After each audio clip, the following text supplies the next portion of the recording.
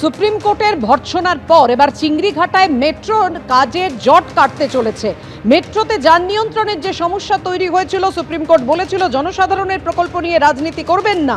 এবার সেই জট কাটতে চলেছে। 366 মিটার মেট্রোর লাইন জুড়তে যান নিয়ন্ত্রণ কিভাবে করবে কলকাতা পুলিশ? অরিত্রিক, দেখো, যেটা প্রাথমিকভাবে বলে রাখার যে এই চিংড়িঘাটার যে ব্লক, সেটা যে আবেদন জানানোর প্রায় 14 মাস পেরিয়ে গিয়েছে এবং 14 মাস পেরিয়ে যাওয়ার পরেও এই কাজ হচ্ছিল না এবং শেষ পর্যন্ত জল সুপ্রিম কোর্ট অব্দি গড়ায় এবং সুপ্রিম কোর্টে 23শে এপ্রিল রাজ্যকে ভর্ৎসনা করা হয়। এই কাজ নিয়ে পরিষ্কার করে বলা হয় যে উন্নয়নের থেকে উৎসব কি গুরুত্বপূর্ণ হতে পারে এবং তারপরেই যেটা দেখা যাচ্ছে না, দিন দশকের মধ্যেই যে প্রস্তাবিত ব্লকের কথা বলা হয়েছিল সেই ব্লক অ্যাপ্রুভ করলো কলকাতা পুলিশ এবং যেটা জানিয়ে দেওয়া হয়েছে ভোটের ঠিক পরে 2 সপ্তাহে, ঠিক যেরকমটা চাওয়া হয়েছিল, সপ্তাহান্তে 3 দিন করে রাত্রিবেলা কাজ করতে দিতে হবে। ঠিক সেরকম ভাবেই মে মাসের 15 থেকে যে সপ্তাহান্ত শুরু হচ্ছে, অর্থাৎ 15, 16, 17 শুক্র শনি রবি, আবার তার ঠিক পরের সপ্তাহ 22, 23, 24, এই 6 দিন রাত্রিবেলা এই অংশে বাইপাসে যান নিয়ন্ত্রণ করা হবে এবং সেই যান নিয়ন্ত্রণের সময়